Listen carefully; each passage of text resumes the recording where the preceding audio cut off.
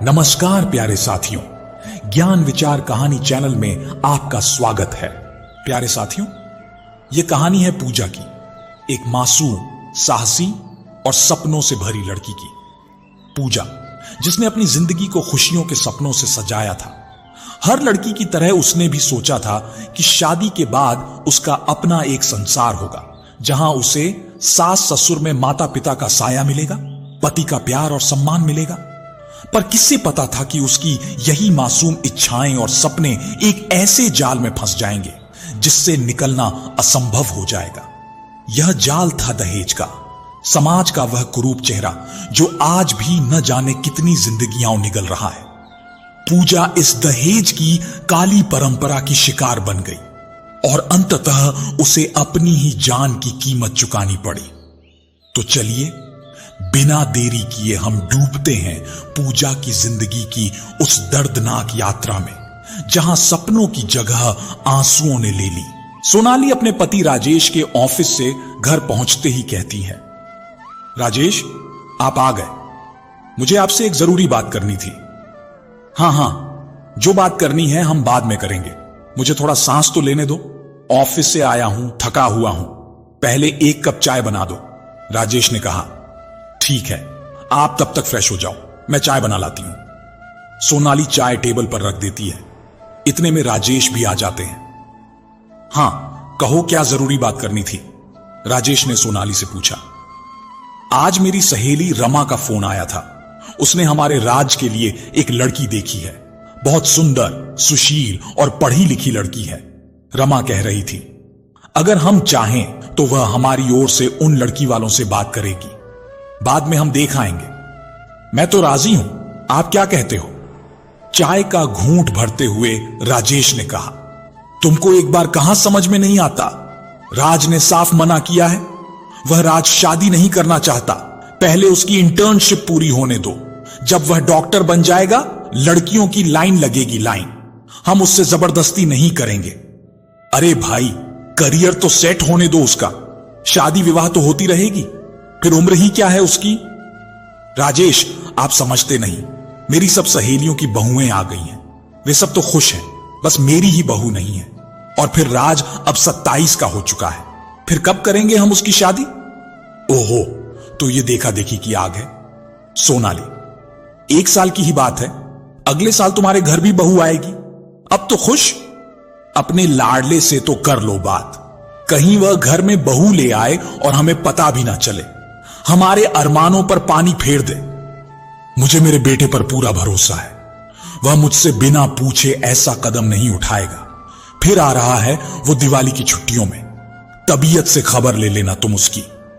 राजेश हंसते हुए बोले। 2 महीने बाद दिवाली की छुट्टी में राजवीर घर आया। ओहो, मेरा लाडला कितना कमजोर हो गया। हॉस्पिटल वाले कुछ खाने को देते भी हैं या नहीं तुम्हें? सोनाली राजवीर को गले लगाते हुए बोली, मॉम, मैं कमजोर नहीं हूं, फिट हूं। जिमिंग करता हूं रोज 2 घंटे और डाइट प्लान फॉलो करता हूं। एक डॉक्टर को हमेशा फिट होना चाहिए। क्यों डैड? राज ने कहा। हां बेटा, यह तुम्हारी मां की नजर है। बच्चा कितना भी मोटा क्यों ना हो, मां को कमजोर ही लगेगा। राजेश बोले, अब तू घर आ गया है तो अब कोई डाइट नहीं। मैं तुझे भर भर के खिलाऊंगी, समझा? अच्छा ठीक है मॉम। शाम को जब तीनों डिनर करने बैठे तब राज ने कहा, mom dad, listen to me. मुझे आपसे एक जरूरी बात करनी है, जिसके लिए मैं यहां आया हूं, वरना मैं इस बार नहीं आता। हां बोलो बेटा, क्या बात है? दोनों ने कहा। मॉम प्लीज, आप पूरी बात सुने बिना रिएक्ट मत करना। बात यह है, I am in love with my classmate Pooja और हम शादी करना चाहते हैं। अगले साल जनवरी में इंटर्नशिप कंप्लीट हो जाएगी, फिर हम दोनों शादी करेंगे। पूजा के मम्मी पापा रेडी हैं, बस आप दोनों की परमिशन चाहिए। दोनों आवाक से राज को देखते रहे। बस कहा था ना मैंने, यह लड़का कुछ ऐसा ही करेगा। पर यह नहीं सोचा था इसकी शादी के लिए हमारे अरमानों पर पानी फेर देगा यह लड़का। सोनाली रोते हुए राजेश पर चिल्ला रही थी, सोनाली, मुझसे उससे बात करने तो दो। चुप रहो, क्यों बात का तमाशा बना रही हो? राज उस लड़की को बिना देखे, उसकी जात बिरादरी बिना जाने घर वालों से बिना मिले हम शादी के लिए हां कैसे कहें? डैड, आप हां तो कहिए, मैं सबसे मिलवा दूंगा आपको। पूजा और उसके घर वाले बहुत पसंद आएंगे और वो हमारी बिरादरी से ही बिलोंग करती है। Don't worry. ठीक है, अगले रविवार तुम उन लोगों को घर बुला लो, यहीं बात करेंगे। ओके डैड, जैसा आप कहें। रात को सोते समय सोनाली ने राजेश से कहा, आपने ऐसे कैसे हां कह दिया इस रिश्ते के लिए? आप जानते हैं मेरे क्या अरमान हैं राज की शादी को लेकर? जानता हूं सोनाली, अगले रविवार वो लोग आ रहे हैं, हम खुलकर बात करेंगे। ठीक है, अब तुम सो जाओ और मुझे भी सोने दो। रविवार को पूजा और उसके घर वाले राज के घर आए। उनके स्वागत के बाद वे दोनों लोग बात करने बैठ गए। औपचारिक बातों के बाद राजेश ने कहा, भाई, पूजा बेटी हमें पसंद है और राज ने बताया आपको हमारा राज पसंद है, तो हम बिना समय बर्बाद आगे की बात करें। पूजा के पापा धर्मपाल बोले, हां जरूर कहिए, आप क्या कहना चाहते हैं? सोनाली ने राजेश की ओर इशारा किया। राजेश ने कहा, देखिए, हमारा तो एक ही बेटा है, इसे पढ़ा लिखा कर डॉक्टर बना दिया, इसकी शादी को लेकर हमारे भी थोड़े अरमान हैं। आप जो भी कहना चाहते हैं खुलकर बोलिए। धर्मपाल ने कहा, राज, तुम पूजा को घर दिखा लाओ, तब तक हमारी भी बातें पूरी हो जाएंगी। राजेश ने राज से कहा, ओके डैड, आओ पूजा। राज और पूजा दोनों उठकर चले जाते हैं। देखो धर्मपाल और सुलोचना बहन जी, हम चाहते हैं आप हमारे बारातियों का स्वागत हमारे कहे अनुसार करेंगे। दहेज में सारा सामान हमारी पसंद का होगा। हमारे परिवार की परंपरा के अनुसार हमारी बहुएं गहनों से लदी होनी चाहिए, और चूंकि हमारा राज डॉक्टर है तो उसकी शान के लिए महंगी गाड़ी और कम से कम 10 लाख नकद आप देंगे ही। फिर इतने ऊंचे खानदान में रिश्ता करने जो जा रहे हैं, यह रकम तो बहुत कम है। राजेश सोनाली की ओर देखते हुए कह रहे थे। धर्मपाल और सुलोचना दोनों मौन थे, वे समझ नहीं पा रहे थे क्या बोले। कुछ देर की चुप्पी के बाद धर्मपाल जी ने कहा, राजेश जी, जितना आपने बताया उतना सब करने की मेरी हैसियत नहीं है। शायद आपको राजवीर ने नहीं बताया, तो फिर यह शादी भी मुमकिन नहीं है। भाई साहब, हमें हमारी बिरादरी में नाक नहीं कटवानी, सोनाली ने कहा। मैं आप लोगों के हाथ जोड़ती हूं, यह बच्चों की खुशी का सवाल है। फिर मेरी 2 बेटियां और एक बेटा और है, उनकी पढ़ाई लिखाई और शादी कैसे करूंगा? मैं तो बर्बाद हो जाऊंगा। धर्मपाल गिड़गिड़ाने लगे, आप हाथ मत जोड़िए, वह सब आपकी टेंशन है धर्मपाल जी, हमारी नहीं। देख लीजिए, आपको आपकी बेटी की खुशी प्यारी है या पैसा? राजेश ने कहा। इतने में पूजा और राज भी आ गए। पापा चलें? पूजा ने कहा। हां बेटा चलो। वे सब लोग चले गए। जब पूजा और राज को यह बात पता चली, वे लोग बहुत दुखी हुए, और सबसे ज्यादा राज। उसे विश्वास नहीं हो रहा था कि उसके मम्मी पापा इतने लालची हैं। दोनों ने मन मारकर शादी से इनकार कर दिया। राज ने अपने मम्मी पापा से कह दिया, जहां कहीं से भी आपको 10 लाख रुपए गहनों से लदी बहू मिल जाए तो मुझे बोल देना, मैं उससे शादी करने आ जाऊंगा। पर एक बात याद रखना, उसके साथ मैं कभी खुश नहीं रहूंगा, ना उसे रख सकूंगा।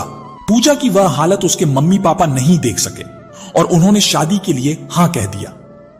पूजा के मना करने पर भी वे नहीं माने। उसके पापा जानते थे वह राज से अलग कभी खुश नहीं रह पाएगी। खैर, इंटर्नशिप कंप्लीट होते ही दोनों की शादी हो गई। बारातियों का स्वागत, खाना, गहने, कपड़े, नकदी तक जो बन पाया धर्मपाल जी ने कर दिया, सिवाय गाड़ी के। उन्होंने गाड़ी के लिए थोड़ा वक्त मांगा, फिर राज के कहने पर राजेश और सोनाली भी मान गए। पर सोनाली और राजेश एंड वक्त पर महंगी गाड़ी की डिमांड पूरी न होने से चिढ़ गए थे।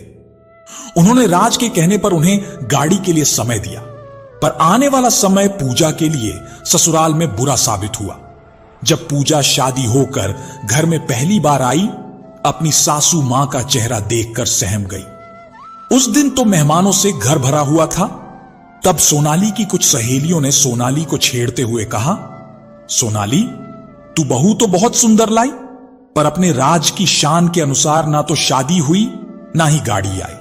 भाई, हमने तो तुझे एक से बढ़कर एक लड़कियां दिखाई थी, जिनके साथ गाड़ी भरकर सोना और दहेज आता, पर तेरी किस्मत में ही नहीं लिखा था। और सब हंसने लगी।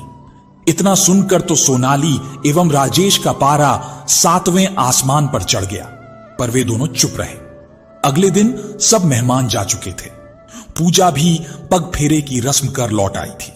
अब उसे सामना करना था ऐसे जीवन का जिसकी उसने कल्पना भी न की थी। पूजा की आज पहली रात थी शादी की। फूलों, मोमबत्ती और गुब्बारों से सजा उसका कमरा फ्रेशनर की खुशबू से महक रहा था। वहीं राज के इंतजार में बैठी पूजा की धड़कन तेजी से दौड़ रही थी। ख्यालों की दुनिया बुनते बुनते न जाने कब उसे गहरी नींद आ गई। रात को 1 बजे एक ठंडे स्पर्श से घबरा कर उठी। देखा तो राज था। राज, तुम? इतनी देर हो गई? इंतजार करते करते न जाने कब आंख लग गई। कहां थे तुम? आंख मलते हुए पूजा बोली। यार, पहले तो मैं मॉम डैड, बुआ, दादी मां, चाचा चाची के साथ बैठा था। फिर आ ही रहा था तो मेरे फ्रेंड्स आ गए। उनसे गपशप करते करते न जाने कब इतनी रात हो गई। राज, तुमसे कुछ पूछूं? बुरा तो नहीं मानोगे? श्योर, मैं तुम्हारी किसी बात का बुरा नहीं मानूंगा, बोलो। न जाने क्यों मुझे ऐसा लगता है। मुझे इस घर में कोई पसंद नहीं करता। मुझे मम्मी जी भी उखड़ी उखड़ी सी लगती हैं। क्या सच में ऐसा है राज? अरे, तुम ना बहुत ज्यादा सोचती हो।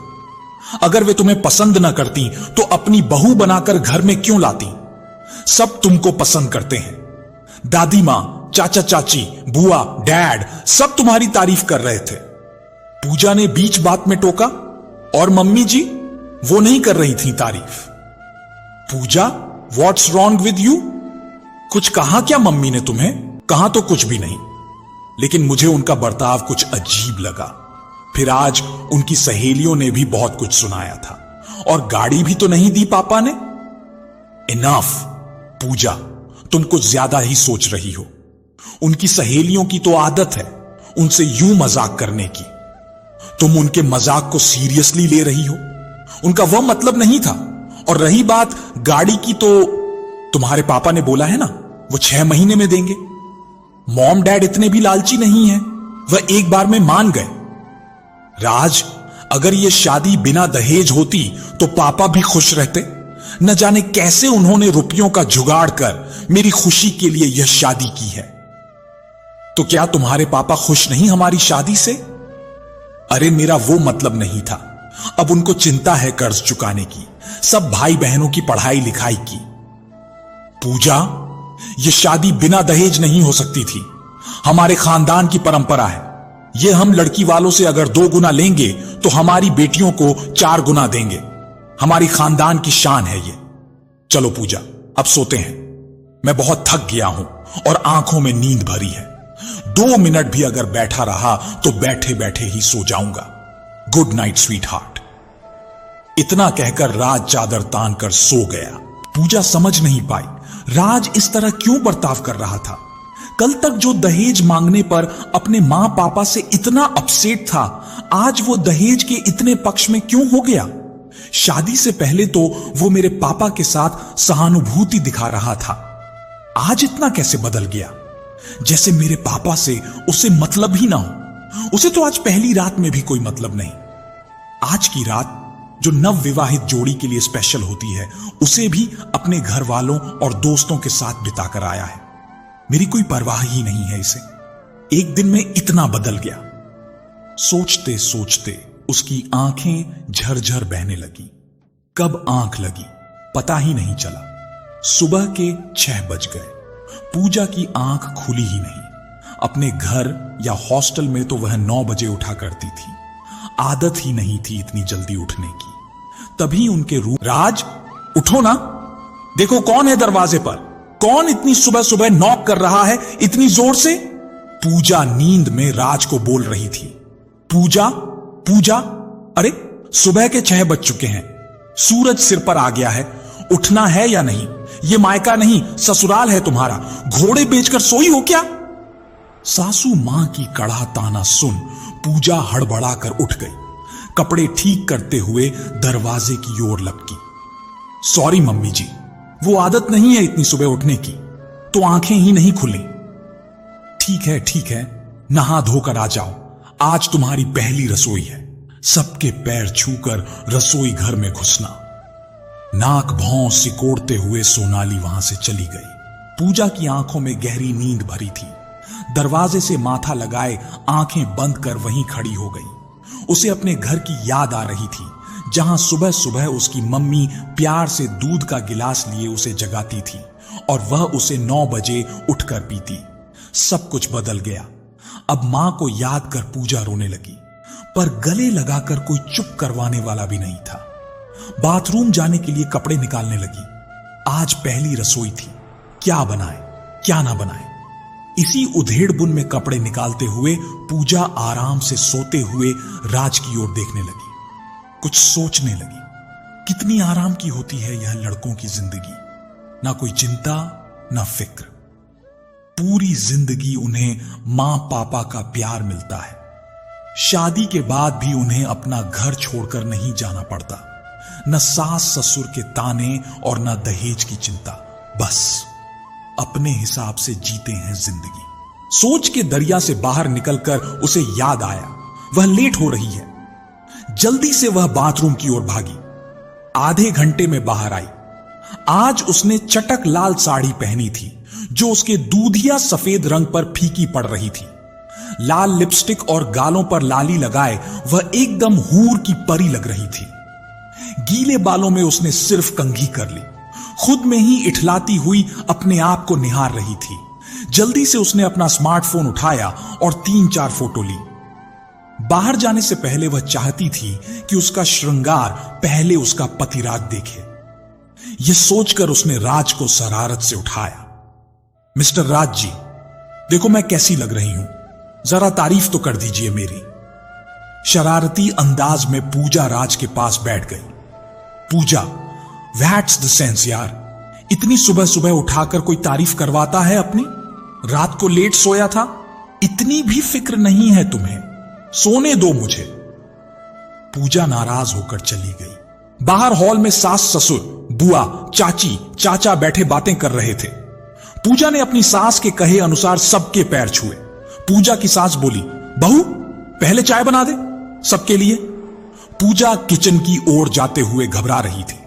उसने मुश्किल से 3 या 4 बार चाय बनाई होगी, वह भी 1-2 बार तो बेहद मीठी और 1 बार कड़क। शादी के 1 दिन पहले मम्मी ने सिखाया था चाय बनाना पहली रसोई के लिए, पर यूं लग रहा था जैसे एग्जाम से पहले याद किया सिलेबस भूल गई हो। घबराहट में चाय बनाना उसने शुरू किया। अच्छे से चाय, चीनी, दूध, अदरक, इलायची डालकर उसने चाय बना दी। सर्व करते समय उसके हाथ कांप रहे थे। सबको चाय देकर वह खड़ी हो गई। चाय का घूंट लेकर सब तारीफों के पुल बांधने लगे सिवाय उसकी सास के। चाय पीकर बुआ सास उठी और पहली रसोई और मुंह दिखाई के नेग में सोने के झुमके दिए। चाचा चाची ने सोने के कड़े दिए। ससुर एवं सास ने सोने की चैन नेक के तौर पर दी।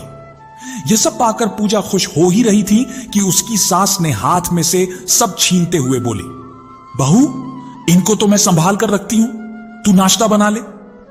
पूजा की 1 मिनट की खुशी फिर टेंशन और गुस्से में बदल गई। अनमने मन से किचन की ओर पैर रगड़ते हुए गई। 10 मिनट तो यह सोचने में बिताए कि नाश्ते में बनाए क्या। पोहे उसे अच्छी तरह बनाने आते थे, सो उसने पोहा एवं दूध बना दिया। नाश्ते में राज भी जाग गया था। सबको नाश्ता करवाकर खुद नाश्ता किया। फ्री होकर जैसे ही बैठी तो उसकी सास ने आदेश दिया, दोपहर का खाना तैयार करो। अजीब झमेले में फंस गई हूं। कहां डॉक्टर बनती और नौकर चाकर काम करते और कहां गृहिणी बन रसोई में चिपकी हुई हूं। किस्मत पर रोना आ रहा है। मन में बड़बड़ाते हुए खाना बनाने लगी। खाना बनाना स्पेशली उसने शादी के लिए ही सीखा था। खाना बनाते समय राज आया किचन में। पूजा राज से नाराज थी, सो उसने राज को इग्नोर करने का नाटक किया। राज ने पूजा के गले में बाहें डालते हुए पूछा, व्हाट्स हैपन स्वीटहार्ट, नाराज हो बहुत? राज प्लीज लीव मी अलोन, खाना बनाने दो मुझे। राज मुझे तुमसे कोई बात नहीं करनी है। लेकिन इतना गुस्सा किस बात का है? राज इरिटेट मत करो, यहां से जाओ। अच्छा चलो, एक बात तो सुन लो, इस लाल साड़ी में आसमान से उतरी परी लग रही हो, और मेरे घर वाले कितने लकी हैं जो परी के हाथ का बना खाना खाएंगे। राज पूजा के गालों पर चुटकी काटते हुए हंस रहा था। न चाहते हुए भी पूजा की हंसी छूट गई। हंसी को दबाते हुए वैतरणा हुई बोली, मुझे मालूम है, मस्का क्यों लगा रहे हो? सुबह जो मुझसे बदतमीजी से बात की थी, उस गलती को धोने के लिए है ना? Pooja, I am really very sorry. आगे से ऐसी गलती नहीं होगी। देखो, कान पकड़ लिया। राज कान पकड़े हुए बोला, छोड़ो कान, तुम पागल हो क्या? मम्मी जी देख लेंगी तो क्या बोलेंगी? आते ही बेटे को गुलाम बना दिया। और दोनों हंसने लगे। अरे, इतनी खूबसूरत बीवी हो, किसी की तो गुलाम बनने में हरज क्या है? राज और पूजा हंसने लगे। तभी राज की मां सोनाली आ गई। कड़क आवाज में बोली, राज, क्या कर रहे हो तुम किचन में? किचन में मर्द का क्या काम? और तुम बहू काम के समय गप्पे लगा रही हो? बाहर तुम्हारे ससुर बुआ खाने का इंतजार में बैठे हैं। जी मम्मी जी, बस आधे घंटे में बन जाएगा, पूजा बोली। राज भी वहां से चला गया। जल्दी जल्दी हाथ चलाओ, और सुनो, खाना स्वादिष्ट होना चाहिए, समझी? जी मम्मी जी। खाना बनाने के बाद पूजा ने सबको प्रेम पूर्वक सर्व किया। लगभग 2 बजे उसने सारा काम खत्म कर खाना खाया। बुआ, चाचा और चाची सास भी विदा ले रहे थे। तभी चाची पूजा के पास आई और बोली, देखो पूजा, अब तुम इस घर और घर वालों को अच्छे से संभालो। किसी को शिकायत का मौका मत देना। अपनी सास ससुर की खूब सेवा करना। और हां, अब जो भी है तुम्हारा ही है, तो अपनी सासू मां को आराम देना। सारा काम अब तुम संभाल लेना, ठीक है ना? जी चाची जी, आप जैसा कहें। सबके जाने के बाद पूजा ने मन ही मन सोचा, क्यों एक बहू को ही सब जिम्मेदारियां समझाई जाती हैं? क्यों उसे कहा जाता है सबको संभालो, सारा काम तुम ही करो? क्यों? क्या सारी जिम्मेदारी उसी की बनती है परिवार के लिए? क्या परिवार की एक बहू के प्रति कोई जिम्मेदारी नहीं बनती? उसे खुश रखें, थोड़ी आजादी उसे भी मिले। वो अपना घर, परिवार, मां बाप, भाई बहन, सगे संबंधी सबको छोड़कर एक नए परिवार में आई है। उसे ज्यादा नहीं, लेकिन थोड़ा बहुत तो वैसा माहौल दें जिससे वे अकेला महसूस ना करे। सब उसी को हिदायत दे रहे हैं। कोई सास से तो नहीं कहता कि नई बहू आई है, उसको खुश रखना। थोड़ी जिम्मेदारी तुम भी बांट लेना। उसे मां बाप का प्यार देना। सच पूछो तो यह दुनिया जालिम है। बस अपने ही नियम कायदे उसूल निर्धारित कर रखे हैं उन्होंने। नई बहू ने हर आस लगाए बैठे हैं, पर उसकी इच्छा क्या है कोई नहीं जानना चाहता। तभी राज और सास ससुर आ गए। सबको स्टेशन तक छोड़कर सब बैठकर बातें करने लगे। पूजा को सख्त मनाही थी ससुर के सामने न बोलने की। सुबह एक कोने में चुपचाप बैठी उनकी बातें सुन रही थी। डोरबेल बजी। पूजा के पापा और भाई पूजा से मिलने आए थे। उन दोनों को देखकर पूजा मानो रेगिस्तान में मुरझाए फूल को मिले पानी सी खिल गई। शाम को वे लोग चले गए। राज ने उदास पूजा को देखकर उसका मन बहलाने के लिए उसे छत पर ले गया। वहां दोनों ने खूब हंसी मजाक और बातें की। पूजा भी खुश हो गई। अगले दिन उन सबको एक गुड न्यूज मिली। राज की जॉब एक नामी हॉस्पिटल में लग गई। वह डॉक्टर बन गया। सब बहुत खुश थे। राज कहता था, पूजा तुम ही मेरे लिए की चार्म हो। तुम्हारे आते ही मैं डॉक्टर बन गया। अब तो पूजा की सासू मां पूजा को और भी ज्यादा टॉर्चर करने लगी। हर रोज जब वे दोनों अकेली होती तो यही सुनाती। लाइन लगी हुई थी मेरे राज के लिए, तो लड़की के साथ साथ भर भर के दहेज दे रहे थे, रुपए, पैसे, गाड़ी, गहने। लेकिन मेरे राज ने तो किस्मत फोड़ ली जो गरीब के घर की लड़की को ले आया। यह सब सुनकर पूजा का खून खौलता, पर वह यह ताने चुपचाप सहती रहती। कभी कभी जब सास ज्यादा ही ताने मारती तो पूजा सह नहीं पाती और गुस्सा राज पर उतारती। लेकिन राज अपनी मां के बारे में कुछ नहीं सुन सकता था। सोनाली पूजा के हर काम में नाक नक्श निकालती, उसे हर वक्त ताने देना, जलील करना, राज और राजेश से शिकायतें करना, और तो और उसके मायके जाने और मायके वालों से मिलने तक को बंद कर दिया। कोई भी उसके मायके से मिलने आता तो उसे साफ कहती, पूजा हमारे यहां खुश है, बार बार मिलने आने की जरूरत नहीं है। बार बार की शिकायत से राज भी तंग आ चुका था। वह पूजा पर गुस्सा करता, नाराज रहने लगा। पूजा खुद को अकेला महसूस करने लगी। सुबह राज और उसके ससुर तो चले जाते थे और अकेली सास के साथ उसे डर लगता था। सास उससे कभी भी प्यार से बात नहीं करती थी, ना ही उसे कहीं आने जाने देती, न किसी से बात करने देती। पूजा घुट गई थी। इस माहौल में एकदम चिड़चिड़ी सी रहने लगी थी। अपने सास ससुर से डरी सहमी उनके इशारों पर नाचने वाली गुड़िया बन गई थी। कहां वह चंचल सी, होशियार और डॉक्टर बनने का सपना आंखों में सजाए हुए हर वक्त खिलखिलाने वाली पूजा आज एक मोम की गुड़िया बन गई थी। उसकी सबसे बड़ी गलती राजवीर से शादी करना साबित हुई, जिसके साथ उसने खुशियां नहीं, जीवन भर का गम उधार में ले लिया। और उससे भी बड़ी गलती राजवीर ने की। जिस लड़की को प्यार से अपनी दुल्हन बनाकर लाया, उस लड़की के बार बार कहने पर भी उसकी समस्या पर ध्यान नहीं दिया।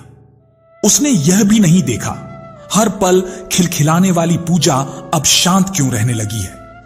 क्या उसे अपने घर और मां पापा की याद नहीं आती होगी? कभी तो उनसे मिलवा लाता, पर वह सिर्फ अपनी मां के नक्शे कदम पर चलता, चाहे वह गलत ही क्यों ना हो। एक दिन राज और राजेश तो सुबह ही निकल गए काम पर और सास भी अपनी सहेलियों के साथ घूमने चली गई। पूजा घर पर अकेली थी। दरवाजे की घंटी बजी। पूजा की बचपन की सहेली और उसके साथ एमबीबीएस की हुई उसकी सहेली शोभा घर पर आई। उसे देख पूजा के शरीर में जान आई और पूजा शोभा के गले लग फफक कर खूब रोई। आज काफी दिनों बाद उसे कोई अपना मिला था जिसके गले लगकर वह रो सकती थी। पूजा, व्हाट्स विद यू यार, ये क्या हो गया तुझे? क्या हाल बनाया हुआ है तूने खुद का? आंखों के पास ये काले घेरे, ये बेतरतीब साड़ी और यह तेरे शरीर को क्या हो गया? तू इतनी कमजोर और पतली क्यों हो गई? ससुराल में कुछ खाती नहीं तुम? कोई दुख, कोई परेशानी है क्या तुझे? शोभा पूजा की यह हालत देख सकते में आ गई थी। पूजा और शोभा बचपन से बहनों की तरह रही थी। दोनों एक दूसरे की बहुत केयर करती थी। पूजा तो वही कॉलेज वाली मिस ब्यूटी का खिताब जीतने वाली पूजा है ना। कोई तुझे देखेगा तो पहचान भी नहीं पाएगा। तुझे क्या हुआ है? तू बता तो सही। और ये तू क्यों रो रही है? जब से मैं आई हूं पूजा लगातार रोए जा रही है। रोते हुए बोली, तू बैठ, मैं तेरे लिए चाय पानी लेकर आती हूं। नहीं, तू पहले ये बता, राज और तेरे सास ससुर तुझे मारते हैं क्या? देख, अगर ऐसा है तो तू साफ बता मुझे। उस राज को तो मैं देख लूंगी। तूने लव मैरिज की थी ना उससे। शादी से पहले बड़ा बनता था और अब मेरी फूल सी बच्ची का क्या हाल बना दिया। तू बैठ, मैं तेरे लिए चाय लेकर आती हूं, फिर शांति से बैठकर बातें करेंगे। नहीं, तू बैठ, तू थकी हुई लग रही है, मैं दोनों के लिए कॉफी लेकर आती हूं। कहती हुई शोभा किचन की ओर चली गई। शोभा किचन से खुद के लिए और पूजा के लिए चाय बना लाई। दोनों ने पहले आराम से चाय पी, फिर शोभा बोली, अब बता पूजा, क्या हुआ है तुझे? तू शारीरिक और मानसिक रूप से इतनी कैसे कमजोर हो गई? रोती हुई पूजा ने बताया कैसे उसके ससुराल वालों ने उसके पापा से भर भर के दहेज मांगा। पहले ही दिन से उसे मेंटली टॉर्चर कर रहे हैं। उसके सास ससुर ज्यादा बात करने पर पाबंदी लगाते हैं। दहेज में पापा गाड़ी नहीं दे पाए थे, बस उसी के लिए रोज सुनाती है मेरी सासू मां। पापा पहले ही बहुत कर्ज में डूब चुके हैं, गाड़ी का खर्च और नहीं उठा सकते। सास और ससुर कहते हैं कि मेरे पापा ने उनके साथ धोखा किया है। सास कहती है कि तुझसे भी अच्छी लड़कियों के रिश्ते आ रहे थे, पर हमारी किस्मत फूट थी जो तू आई इस घर में। मैंने जी जान झोंक दी सबको खुश करने के लिए, पर फिर भी बदले में गालियां सुनने को मिलती हैं। मैंने डॉक्टरी की पढ़ाई की ताकि मैं अच्छी डॉक्टर बन सकूं, पर सास घर से बाहर पैर तक नहीं रखने देती, मेरे घर वालों से मिलने तक नहीं देती। वह तो तू आज अच्छे समय पर आ गई, वरना तुझे मेरी शक्ल देखने को ना देती। मेरा फोन भी ले लिया सास ने। इन सब में ससुर की भी बराबर भागीदारी होती है। तू ही बता, इस चार दीवारी में बिना मां पापा को देखे, बिना मिले, किसी के प्यार के मीठे बोल की भूख हूं, कैसे वह पूजा बन जाऊं? खाने तक में उनका आदेश चलता है कि मैं क्या खाऊं क्या नहीं। तू ही बता शोभा, मैं क्या करूं? कैसे इस कैद से आजाद हो जाऊं? मुझे नहीं रहना यहां, मुझे मां पापा के पास जाना है। उनकी गोद में छुप जाना चाहती हूं। वह जगह सबसे सुरक्षित है ना? अगर ऐसा ही चलता रहा तो मैं मर जाऊंगी एक दिन। पूजा जोर से रोने लगी। शोभा पूजा के आंसू पोंछते हुए खुद भी रोने लगी। पूजा बच्चा, इन सब में तेरा वह पति, वह कुछ नहीं कहता तेरी यह हालत देखकर। राज हूं। पूजा गुस्से में मुंह बनाते हुए बोली। उससे मेरी यह हालत दिखेगी तब ना। अपनी मां के पल्लू से बंधा हुआ है। कुछ कहती हूं तो चिल्लाता है, कहता है क्या कमी है तुझे इस घर में? मां कितना चाहती है, फिर भी शिकायत करती हो तुम। मैंने एक दिन कहा कि मैं डॉक्टर बनना चाहती हूं। पापा ने इतने पैसे खर्च किए हैं मुझे डॉक्टर बनाने के लिए। वह बोलता है हमारी घर की बहुएं यह काम नहीं करती, और तेरे पापा के पास इतने ही पैसे हैं तो वे मुझे गाड़ी क्यों नहीं दे देते ताकि सब खुश रहें। शोभा, मेरी ही किस्मत फूटी थी जो ऐसे लड़के से प्यार कर उससे शादी की, जो सिर्फ पैसे देखता है, लालची है, अपनी मां की तरह। शादी के बाद तो वह बिल्कुल बदल गया। ओह माय गॉड, तुझे इतना सब कुछ सहना पड़ता है और वो ढोंगी राजवीर ऐसा निकलेगा, मैंने सपने में भी नहीं सोचा था। नो पूजा, नाउ इनफ। तू ये अब नहीं सहेगी। मैं बात करूंगी उस ढोंगी राजवीर से। नहीं शोभा, ऐसा करके तू मुझे और मुसीबत में डालेगी। मेरा कमरे से बाहर निकलना, अकेले रहना बंद हो जाएगा। तू ऐसा कुछ मत करना। तो पूजा, तू ये सब कब तक सहेगी? कब तक ऐसा ही चलेगा? तू पढ़ी लिखी है और घरेलू हिंसा क्राइम है। तेरे जैसी पढ़ी लिखी लड़की ऐसे सहेगी तो औरों का क्या होगा? वह सब तो ठीक है शोभा, लेकिन तू ही बता, अगर मैं कंप्लेन करती हूं तो इन सब लोगों के खिलाफ तो कुछ दिन यह जेल में रहेंगे और बाद में पैसों के दम पर छूट जाएंगे। बाहर आकर इन्होंने मुझसे बदला लिया तो? और अगर तलाक दिया तो कहां जाऊंगी मैं? पापा पहले ही कर्ज के बोझ तले दबे हैं मेरी वजह से। आगे उन्हें 2 बेटियों की पढ़ाई और शादी करनी है। एक बेटा है, उसे पढ़ा लिखा कर काबिल बनाना है।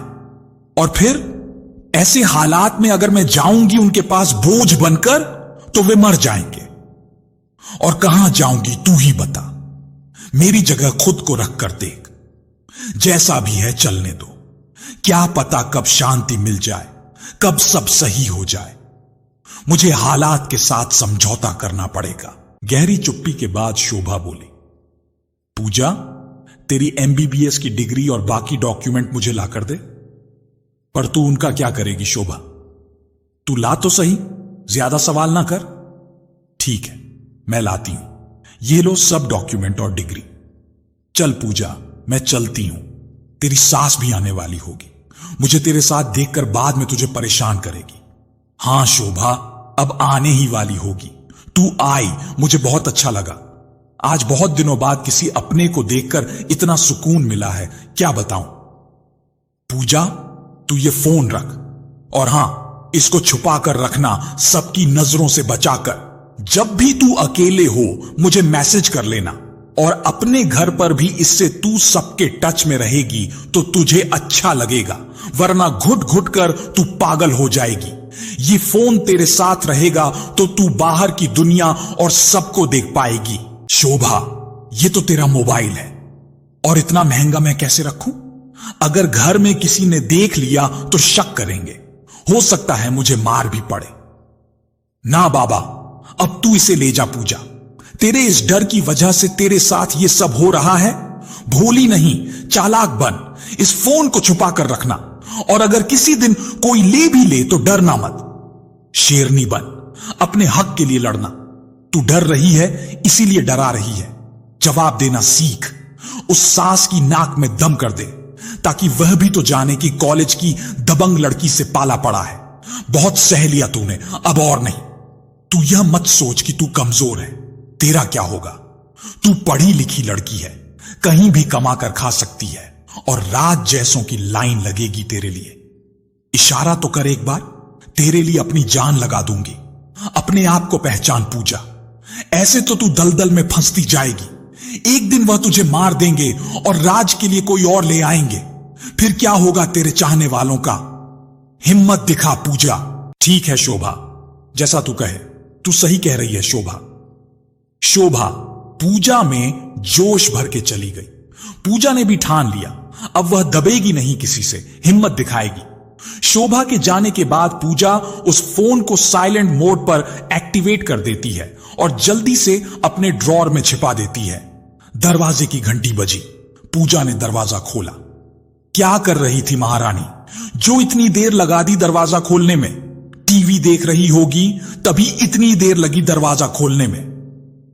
सोनाली ने आते ही तानों की बरसात कर दी पूजा पर पूजा ने ठान लिया था वह चुपचाप बेवजह के ताने सुनेगी नहीं, बल्कि शुरुआत करेगी अब से ही उसका जवाब देने की।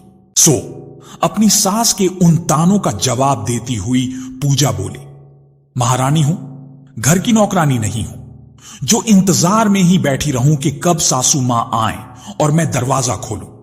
और अगर इतनी ही परेशानी है तो एक काम क्यों नहीं कर लेती, अपने लिए एक पर्सनल नौकरानी रख लो जो आपके हर हुक्म का पालन बिना देरी के कर ले।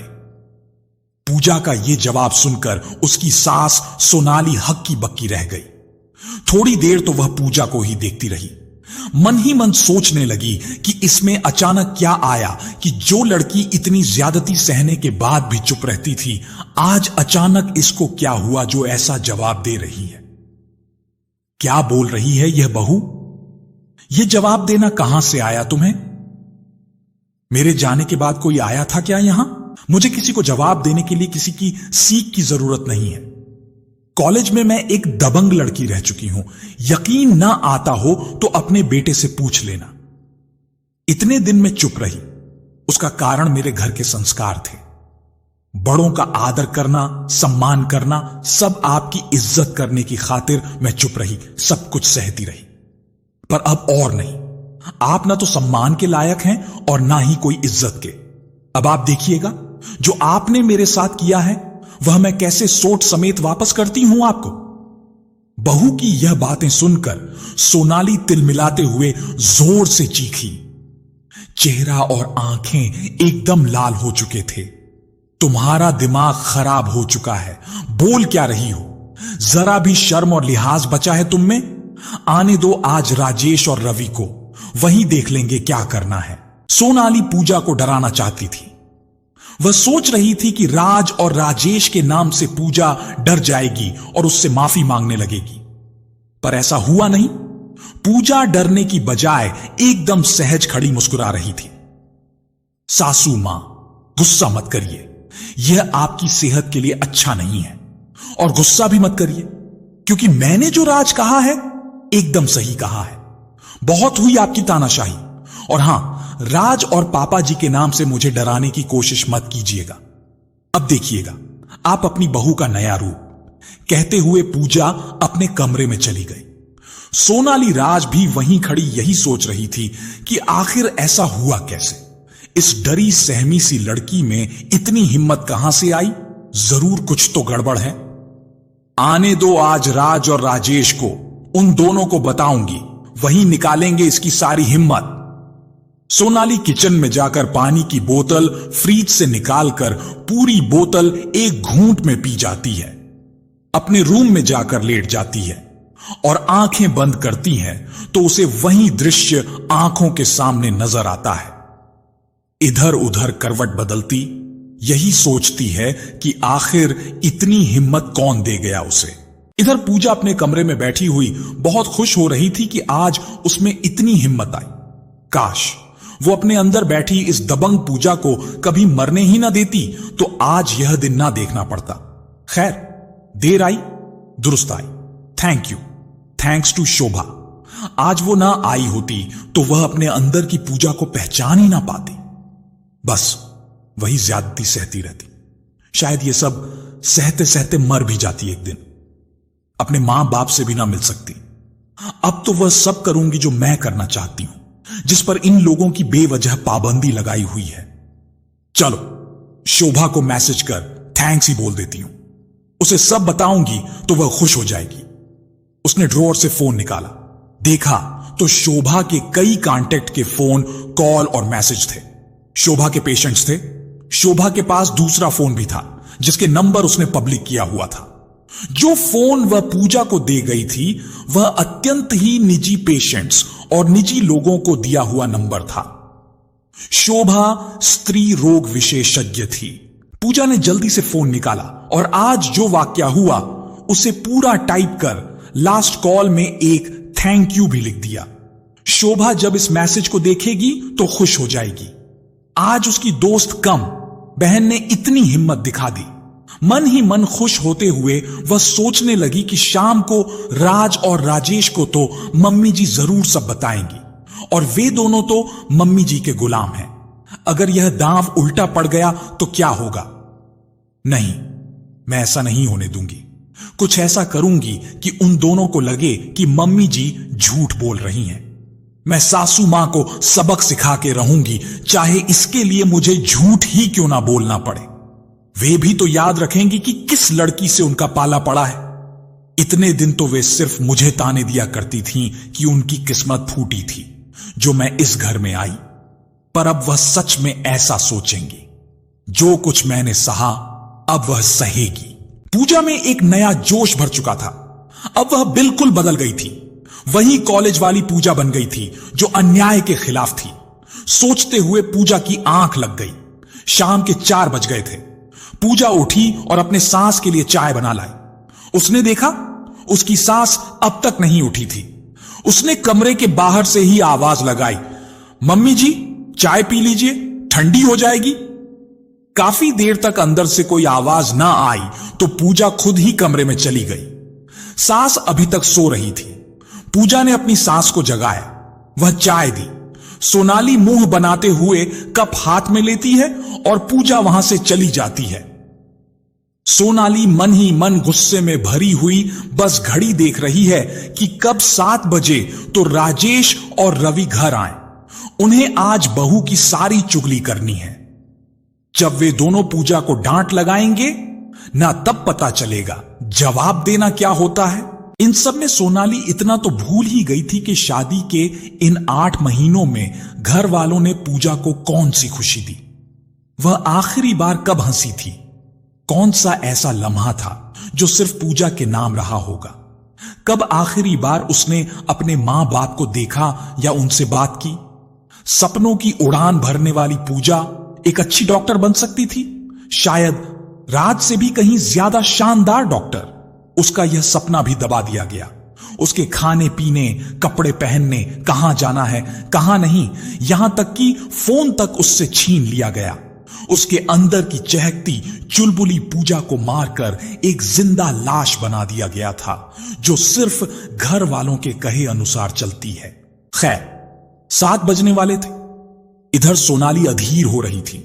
वह बार बार घड़ी की ओर, दरवाजे को देख रही थी। इधर पूजा बेचैन थी। वह किचन में राज और राजेश के पसंद का खाना बनाने में जुटी हुई थी।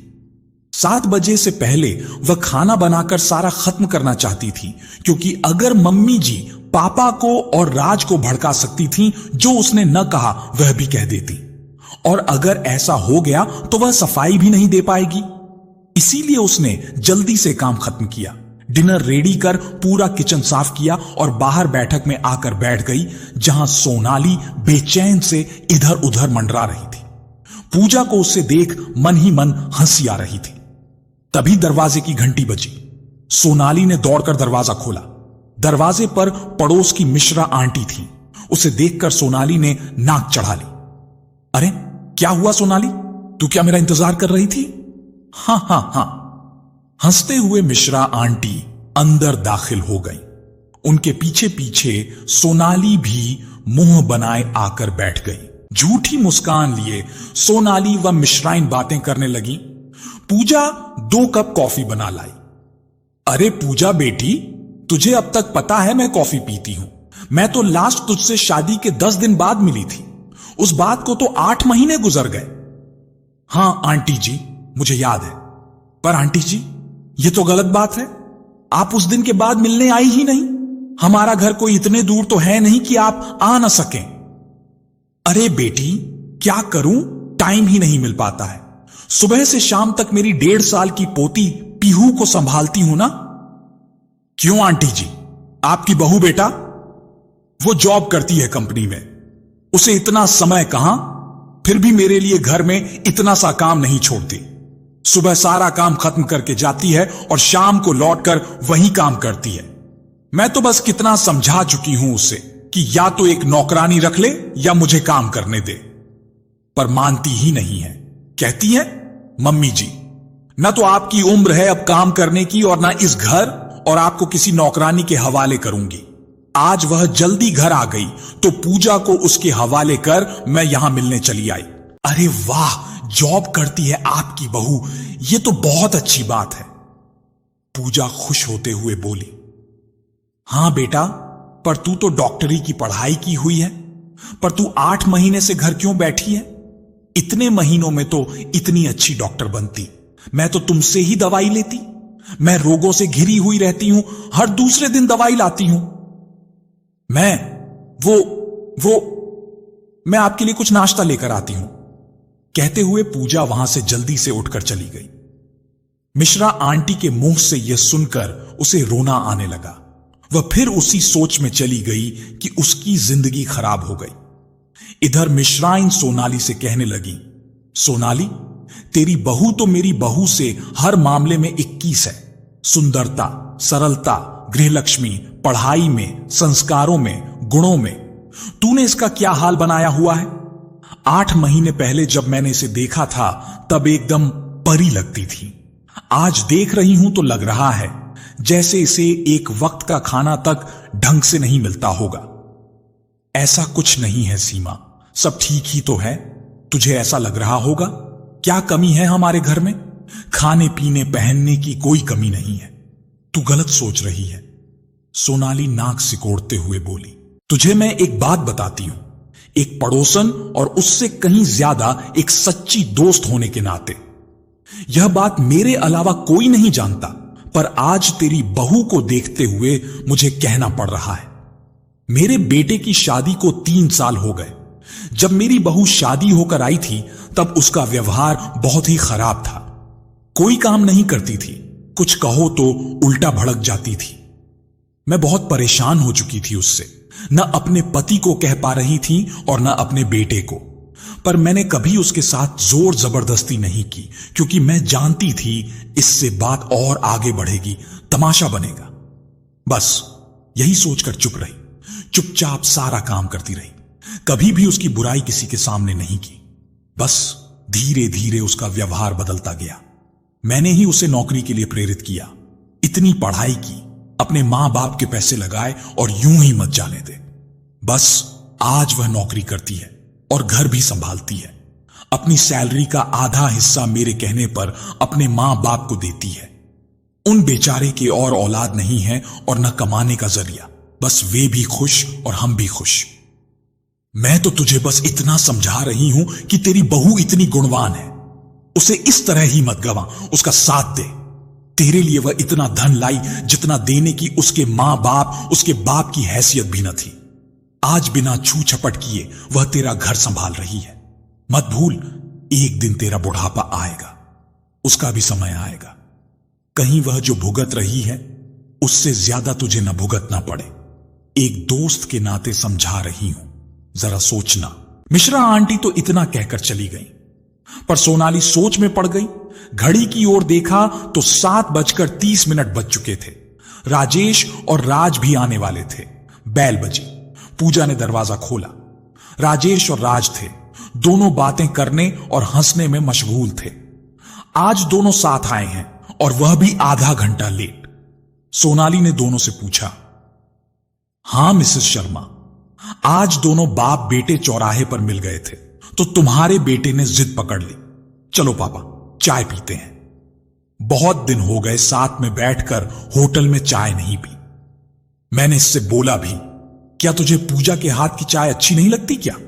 वह कहने लगा, होटल वाली चाय और घर की चाय में अंतर होता है। राजेश नाटकीय अंदाज में हंसते हुए बोलते जा रहे थे, देख ले पूजा, अब तू जाने और राज जाने। इधर एक होंठ को दांतों में दबाए राज अपने पापा की ओर देखकर हंसता जा रहा था। अच्छा पापा, मैंने बोला था होटल में चाय पीने के लिए। मैंने तो उल्टा यह बोला था कि चलो घर पर पिएंगे पूजा के हाथ की बनी चाय। पर पापा कहने लगे, घर पर तो रोज ही पीते हैं, आज होटल वाली पिएंगे। अरे यार राज, तू कितना झूठ बोलना सीख गया शादी के बाद। देख रही हो ना मिसेस शर्मा, कैसे झूठ बोल रहा है ये लाडला आपका। शादी के बाद कितना बदल गया। ये पापा, आप कितने झूठ बोल रहे हो। अरे चलो चलो पूजा बेटे, खाना लगा दो, जोर की भूख लगी है, तब तक मैं नहा आता हूं। ये लड़का तो ऐसे ही झूठ बोलता है। दोनों की मस्ती मजाक करते देख पूजा को बहुत हंसी आ रही थी। हां पापा जी और राज, आप नहा आओ, तब तक मैं खाना सर्व करती हूं। राज और राजेश नहाने चले गए और पूजा किचन में चली गई। पर सोनाली इस कसम में थी कि वह सुबह वाली बात इन दोनों को कैसे कहे या नहीं। राज मिश्राइन जी जो बातें बोलकर गई थी वह भी सही है, लेकिन अगर मैं इस कल की आई हुई लड़की से डर जाऊंगी तो यह मेरे सिर पर चढ़कर नाचेगी। क्या करूं क्या नहीं कुछ समझ नहीं आ रहा। तभी आवाज आई, मम्मी जी खाना लग गया है, आ जाओ। सब खाना खाने लगे। राजेश ने खाना देखते ही कहा, अरे आज तो मेरा और रवि का फेवरेट खाना बना है, क्या खास बात है आज? कुछ नहीं पापा जी, बस ऐसे ही। मोम, आज आप इतनी चुप क्यों हैं? क्या हुआ? कोई टेंशन, कोई परेशानी? राज ने सोनाली से पूछा। पूजा की धड़कन तेज हो गई, मन ही मन सोचने लगी, अब तो मम्मी जी सब बातें उगल देंगी, मैं क्या जवाब दूंगी? इतना खुशनुमा माहौल राज खतरनाक बन जाएगा। सोचते हुए वह चुपचाप खाते जा रही थी। क्या हुआ मिसेस शर्मा, मिश्राइन, ठाकुराइन या चौधराइन से किटी पार्टी में झगड़ा कर लिया क्या? राजेश ने छुटकी लेते हुए कहा। नहीं, ऐसा कुछ नहीं है, आज थोड़ा सर में दर्द है। तो मां, आप खाना खाकर दवाई लेकर सोना। हां बेटा, मम्मी जी आप खाना खा लो, मैं आपका सर दबा दूंगी। तू तो किसी दिन गला दबाएगी। सोनाली ने मन ही मन सोचा, ये मम्मी जी ने बताया क्यों नहीं? ये तो सबसे पहले बोलती। कोई ना कोई बात तो जरूर है, बिना मुझे डांट पड़वाए इनको चैन नहीं पड़ता। क्या बात हो सकती है? कहीं मेरी धमकी से डर तो नहीं गई? सोचते हुए हंसने लगी। नहीं, ऐसा तो नहीं हो सकता कि मुझसे डर जाए, पर क्या बात हो सकती है? खैर, कोई भी हो, जाने दो, मुझे क्या। सब खाना खत्म कर सोने चले गए। पूजा भी बर्तन साफ कर सोने चली गई। राज से बात करते करते 11 बज गए। राज सो गया, पर पूजा को नींद नहीं आ रही थी। वह सोच रही थी, उसने आज सही किया या गलत? उसे अपनी सास से इस तरह बात नहीं करना चाहिए था, पर उसकी क्या गलती? सास ने मजबूर किया इस तरह बात करने के लिए। न जाने सोचते सोचते उसे कब नींद आ गई। सुबह उठकर जल्दी जल्दी नाश्ता रेडी किया, राज और ससुर का टिफिन पैक कर दिया। दोनों के ऑफिस जाने के बाद वह कमरे में चली गई। उसे शोभा के मैसेज का इंतजार था। फोन में काफी मैसेज आए हुए थे। जल्दी से उसने शोभा का मैसेज खोला। लिखा था, वाह माय डियर, बहुत अच्छा किया तुमने। डरना घबराना नहीं किसी से, कैसी भी परिस्थिति आए अपने सम्मान और हक के लिए लड़ना, तभी तुम खुश रह पाओगी। I am proud of you my बच्चा। कुछ और इमोजी भेजे थे उसने। पूजा मैसेज पढ़कर बहुत खुश हुई। फिर उसने अपने घर पर कॉल किया। सबसे काफी देर तक बात की। वे सब पूजा से इतनी देर बात कर खूब खुश हो गए। पूजा ने उनको भी सारी बात बताई। वे भी पूजा की बहादुरी की बात सुन बहुत खुश हुए। पूजा की लाइफ बदल रही थी, पर उधर सोनाली मन ही मन आग ली बैठी थी। वह पूजा को सबक सिखाना चाहती थी, पर कैसे? ऐसा क्या करे कि पूजा को सबक मिल जाए? इसी उधेड़ बुन में लगी हुई थी सोनाली। पर पूजा इन सबसे बेखबर अपनी ही मस्ती में मस्त थी। 3 दिन बाद सुबह 11 बजे के आसपास पूजा अपने रूम में लेटी हुई थी और सोनाली भी अपने रूम में थी। किसी ने जोर से दरवाजे की बेल बजाई। पूजा ने उठकर दरवाजा खोला। नजारा देख हक्की बक्की रह गई। बाहर दरवाजे पर शोभा, राज और उसके कुछ क्लासमेट्स थे। उन्हें देख पूजा सरप्राइज रह गई। सभी क्लासमेट्स के हाथों में कुछ ना कुछ गिफ्ट्स थे। राज व शोभा भी गिफ्ट्स हाथों में लिए उसको देखकर मुस्कुरा रहे थे। क्या बात है गाइस, आज तो मेरा बर्थडे भी नहीं है, फिर ये प्रेजेंट्स किस लिए? और सब एक साथ शोभा, राज, रिया, पुनीत और बाकी सब गाइस। That's pleasant surprise. क्या बात है, कोई बताएगा? अरे मिसेस पूजा शर्मा, हम लोगों को अंदर आने दोगी या नहीं? बाहर से ही सब बातें पूछ लोगी? पूजा के एक दोस्त विक्की ने कहा। अरे हां, मैं तो बोलना ही भूल गई, अंदर आओ सब। लोग अंदर आते ही जोर से चिल्लाने लगे और सबने पूजा पर फूलों की बरसात की। पूजा तो समझ ही नहीं पा रही थी कि क्या हो रहा है।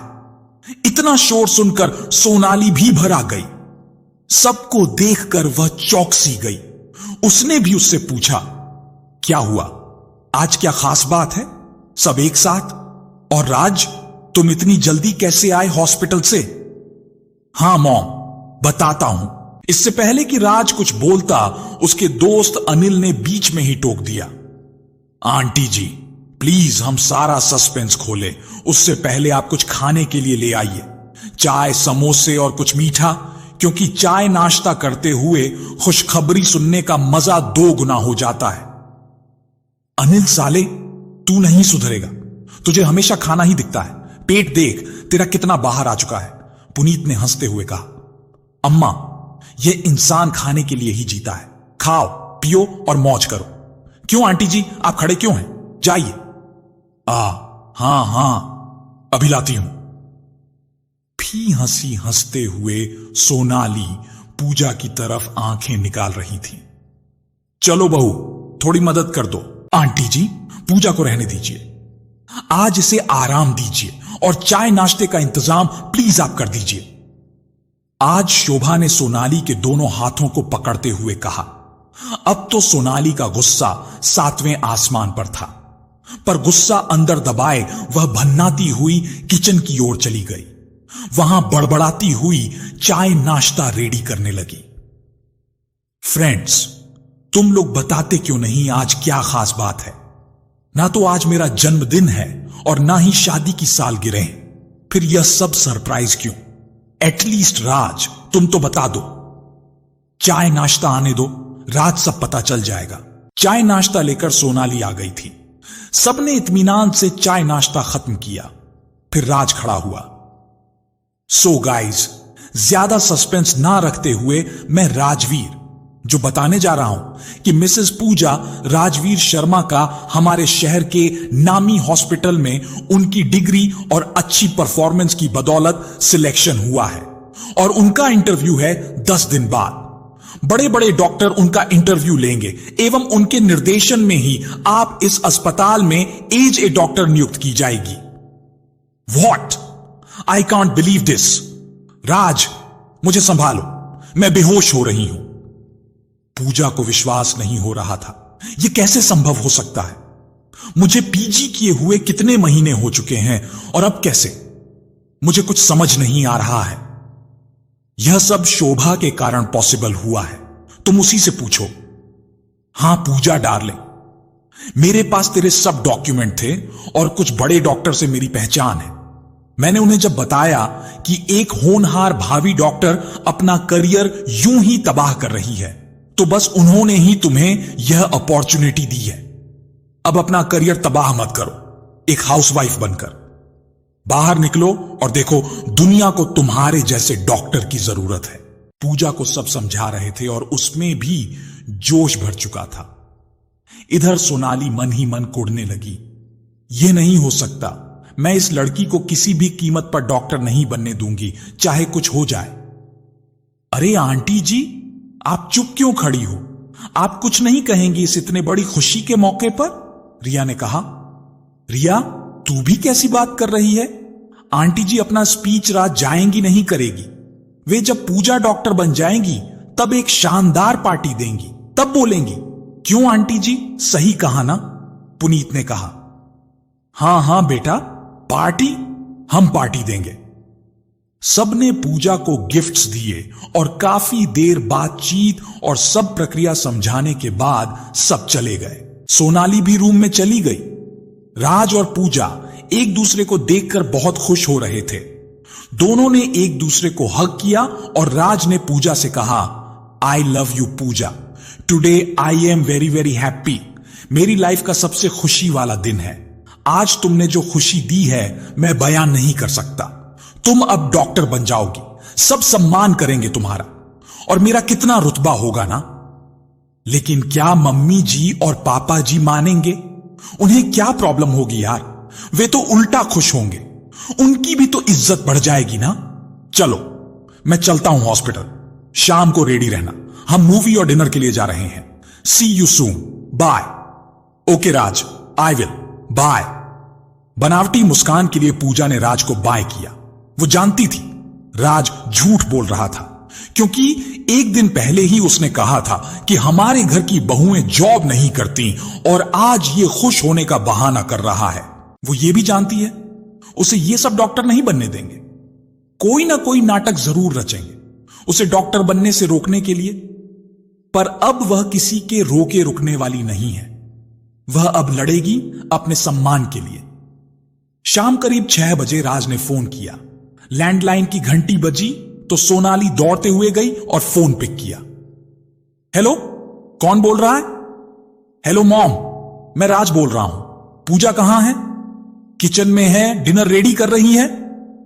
अरे मैंने उसको बोला था ना रेडी रहना, शाम को मूवी और डिनर जाएंगे। आप बात करवाओ मेरी उससे।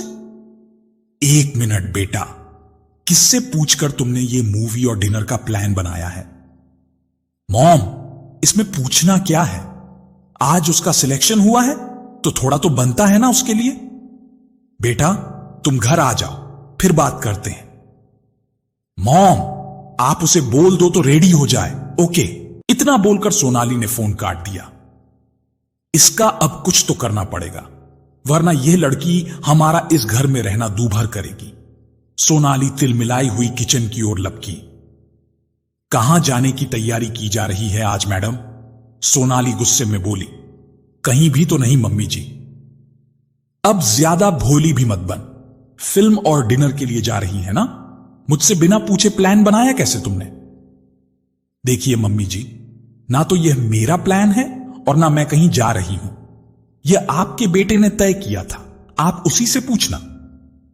सुन लड़की, तू जो ये डॉक्टर बनने का सपना देख रही है ना, नहीं बन पाएगी। जब तक मैं जिंदा हूं तब तक तो नहीं। डॉक्टर तो मैं बनकर रहूंगी, चाहे जो हो जाए।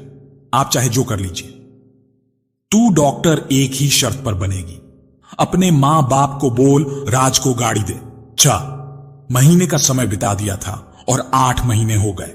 मम्मी जी, मैं डॉक्टर बन जाऊंगी तो आपको गाड़ी ला दूंगी।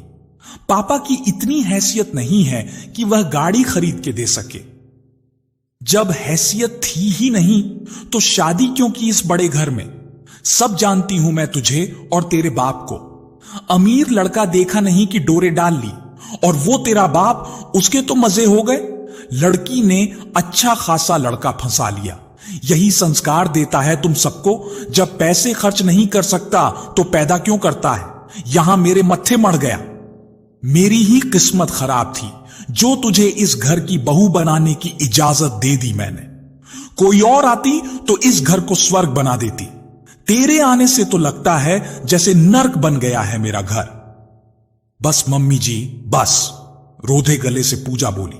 चुप कर, सुनना पड़ेगा तो तुझे।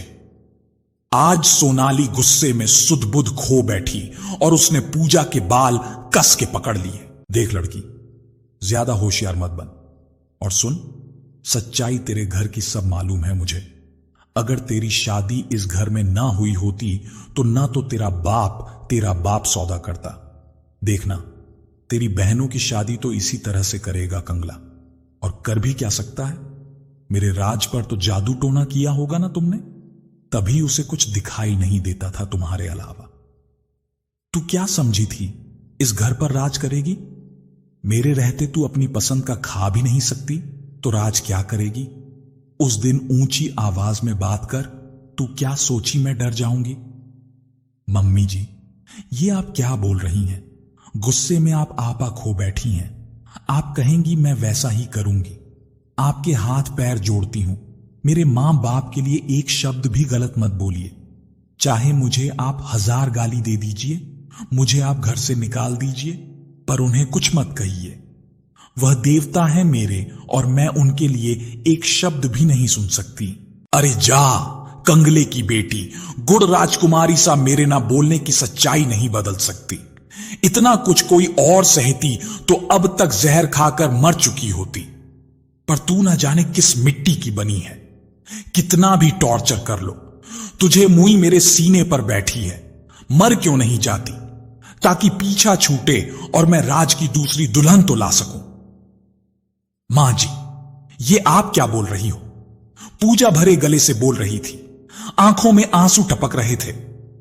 मैंने आपका क्या बिगाड़ा है?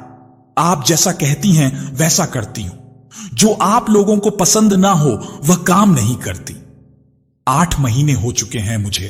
मम्मी पापा भाई बहनों से बात किए, फिर भी आप इतना टॉर्चर क्यों करती हैं? बारात, लग्जरी गाड़ी, महंगा फर्नीचर आए।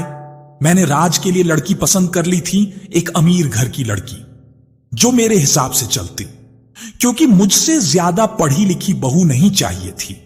पर उसने मुझे तुझे पसंद किया। तुमसे तो मुझे उसी दिन से नफरत है जब से तुम इस घर में आई हो। मेरा सुख चैन सब छीन लिया तुमने। तेरे बाप ने वादा किया था ना गाड़ी देने का, वो तो अब तक पूरा किया नहीं उसने। धोखेबाज खानदान के लोग हो तुम। मम्मी जी, सिर्फ एक गाड़ी के लिए आप इतना कुछ सुनाती हैं, मेरे साथ इतना भद्दा सलूक करती हैं। ए लड़की, सिर्फ गाड़ी नहीं, मेरी फैमिली की रेपुटेशन का सवाल है। सब सहेलियों और समाज के सामने मेरी इज्जत गई है तुम्हारी वजह से। वो सब वापस तभी आएगी जब दहेज पूरा होगा। मेरी सहेलियां तो आज भी मजाक बनाती हैं मेरा। कहती हैं तेरा तो टेस्ट ही खराब है जो इस गरीब की लड़की को बहू बना के लाई है। एक से बढ़कर एक लड़कियों की लाइन लगती राज के लिए। किटी पार्टी में मजाक बनता है तो चोट लगती है यहां यहां मेरे दिल में। पर तुम क्या समझोगी कि किटी पार्टी क्या होती है, सोसाइटी में इज्जत क्या होती है। इतना कहकर सोनाली बाहर चली गई। सोनाली तो बाहर चली गई, पर पूजा वहीं बैठे बैठे रोने लगी। बेसुध हो चुकी थी। उसे कुछ समझ नहीं आ रहा था कि क्या करे और क्या न करे। गैस पर रखी सब्जी और दाल भी जल गई, पर पूजा को कुछ होश न था। तभी लैंडलाइन की घंटी बजी। पूजा बदहवास सी बैठी थी। आखिरी रिंग में उसने फोन उठाया। राज था फोन पर। हेलो जानू, आई एम रियली वेरी सॉरी यार, हम आज नहीं जा पाएंगे। एक बहुत ही क्रिटिकल केस आ गया है। हम कल जाएंगे और मैं शाम को भी लेट आऊंगा। ओके पूजा, तुम सुन तो रही हो ना? पूजा ने बिना कुछ बोले फोन काट दिया। बाल बिखरे हुए थे, कपड़े भी बेतरतीब हो चुके थे, लाल आंखें और उनमें से गिरते आंसू। बेहोशी सी हालत में पूजा किचन में गई, गैस बंद किया और अपने कमरे में चली गई। वहां जाकर वो बेड पर लेट गई। थोड़ी देर बेसुध पड़ी रही, फिर होश आया तो आंखों में आंसू थम नहीं रहे थे। क्या सोचा था और क्या हो गया? जिससे प्यार किया उससे शादी की। सोचा था जीवन की सारी खुशियां मिलेंगी। जिससे शादी करने जा रही हूं वह मान सम्मान, इज्जत और प्यार देगा। जिस घर में जाऊंगी वहां मुझे स्वमां स्वरूप सास मिलेगी, पिता स्वरूप ससुर होगा। सब मुझे पलकों पर बिठाकर रखेंगे। अगर कभी मुझसे गलती हो जाएगी तो सास मुझे अपनी बेटी मानकर माफ करेगी। अगर कभी डांट भी देंगी तो ससुर मेरा पक्ष लेंगे और सास को समझा देंगे। वह पति होगा जो मेरे हल्का सा रो देने पर मुझे चुप करवाएगा, मुझे हंसाएगा, मेरे आंसू पोंछेगा। घर वालों की याद आने पर मुझे मिलवा लाएगा, मेरे नखरे उठाएगा, मेरी हर जिद पूरी करेगा, मेरे सपने पूरे करने के लिए दुनिया से लड़ जाएगा। मैं जब डॉक्टर बन जाऊंगी तो मुझे अपने साथ सुबह अस्पताल लेकर जाएगा। मैं थक कर जब घर आऊंगी तो सासू मां खाना तैयार करेगी। मैं लड़ जाऊंगी उनसे और कहूंगी, मम्मी जी आप भी ना, अब आपकी उम्र नहीं है खाना बनाने की, आप आराम करो, मैं सब काम करूंगी। इस पर आप मेरे सिर पर हाथ फेर के कहेंगी, मेरी बेटी कितना काम करेगी। पूरी दुनिया की खुशियां मेरे कदमों में होंगी। मैं सबसे खुश नसीब लड़की रहूंगी। सब मुझे देखकर जलेंगे। मेरी मम्मी पापा तो फूले नहीं समाएंगे मुझे इतना खुश देखकर। मुझसे मिलने आएंगे हमेशा बस मुझे खुश देखने के लिए। लेकिन ऐसा तो कुछ भी नहीं मिला मुझे। दुनिया भर के गम लिख दिए भगवान ने मेरी किस्मत में। सास ससुर का दिया दुख तो हंसकर सह लेती, पर जिससे प्यार कर, जिसके भरोसे यहां आई, उसी ने छोड़ दिया मुझे इस हाल पर। आज अगर लड़ूंगी भी मैं सास और ससुर से तो किसके सहारे। पति तो अपना होकर भी पराया सा लगता है। कभी ध्यान ही नहीं दिया उसने। कभी बैठकर ये तुमसे भी नहीं पूछा कि तुम खुश हो या नहीं। तू इतनी कमजोर क्यों है, तू इतनी चुपसी क्यों है। पहले तो बहुत हंसती खिलखिलाती थी, अब इतनी उदास क्यों है। मुझे नहीं चाहिए वो गाड़ी जो तेरे घर की खुशियां छीन ले। मुझे मिले तेरा घर भी तो थोड़ा मेरा है, तेरे दुख दर्द भी तो मेरे हैं। पर नहीं, वो तो सब अपनी मां के अपराधों में शामिल है। मैं अकेली किस किस से लड़ूं। थक चुकी हूं, अब नहीं सहा जाता। तलाक भी दे दूं तो जाऊंगी कहां। मां बाप पर बोझ कैसे बनूं। पहले ही उन्हें मैं तोड़ चुकी हूं इतना दहेज लाकर। अब इस हाल में जाऊंगी तो वे मर जाएंगे और पूरा लांछन मुझ पर लगेगा। मेरे भाई बहनों का क्या होगा। नहीं, मैं उनकी जिंदगी खराब नहीं कर सकती। एक हंसते खेलते परिवार को मैं बर्बाद नहीं कर सकती। पर मैं करूं क्या। ऐसे तो मैं जी नहीं पाऊंगी, पागल हो जाऊंगी। कुछ सोचकर उसने कागज और पेन उठाया और लिख दिया। उसने जो कुछ सहा इन 8 महीनों में। रोते हुए उसने राज को फोन लगाया। 2 बार कॉल करने पर उसने फोन उठाया। हां पूजा, बोलो, क्या बात है। मैं बिजी हूं, जो कहना है जल्दी कहो, टाइम नहीं है मेरे पास। इतना हमेशा तुम बिजी ही रहो ना राजवीर। कम से कम आज मेरी बात आराम से सुन लो, कसम से। फिर कभी परेशान नहीं करूंगी तुम्हें। राजवीर, तुम मुझे इस नाम से कभी नहीं बुलाती। व्हाट हैपन पूजा, कुछ गलत हुआ है क्या। गलत ही तो हो रहा है 8 महीनों से मेरे साथ। पर छोड़ो ना राजवीर, तुम्हारे पास टाइम नहीं है ना मेरे बारे में जानने का। शॉर्ट में कहती हूं राजवीर, मैं तुमसे बहुत प्यार करती हूं और करती रहूंगी। मैं कभी गलत नहीं थी राजवीर। मैं गरीब घर से हूं, मेरी यही गलती थी। मैंने तुमसे प्यार किया, यही गलती थी। मैंने तुमसे शादी की, यही गलती थी। राजवीर, मैं जा रही हूं तुम्हारी जिंदगी से, अब कभी परेशान नहीं करूंगी। और तुम मेरे बाद ऐसी लड़की से शादी करना जो तुमसे पहले तुम्हारे मां बाप को खुश कर सके, जो तुम्हारे लिए गाड़ी ला सके, तुम्हारी मां के इशारों पर नाच सके। बाय, आखिरी बार कह रही हूं, आई लव यू। पूजा ने इतना कहकर फोन काट दिया। पूजा, हेलो पूजा, तुम गलत कदम मत उठाना। मैं आ रहा हूं मैं। पूजा। बदहवास दौड़ता हुआ राजवीर तुरंत गाड़ी स्टार्ट कर स्पीड से घर के लिए निकला। वह कांप रहा था। इधर वह फोन पर फोन करता रहा पूजा को, अपने मां बाप को और पड़ोसियों को, ताकि कोई तो पूजा को रोक सके। पर किसी का फोन लग ही नहीं रहा था और पूजा फोन नहीं उठा रही थी। 20 मिनट में वह घर पहुंचा। जब वह अंदर गया तो नजारा देख बेहोश हो गया। इतने में उसके मम्मी पापा भी आ गए।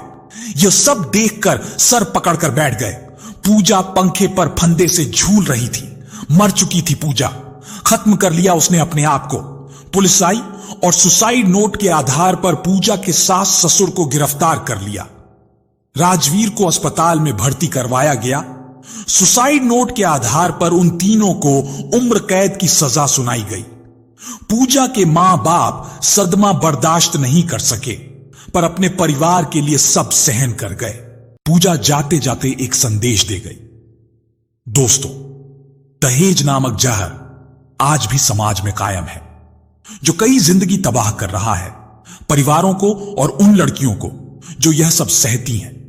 दोस्तों, विरोध करो इस दहेज रूपी दैत्य का, वरना न जाने कितनी जाने जाएंगी।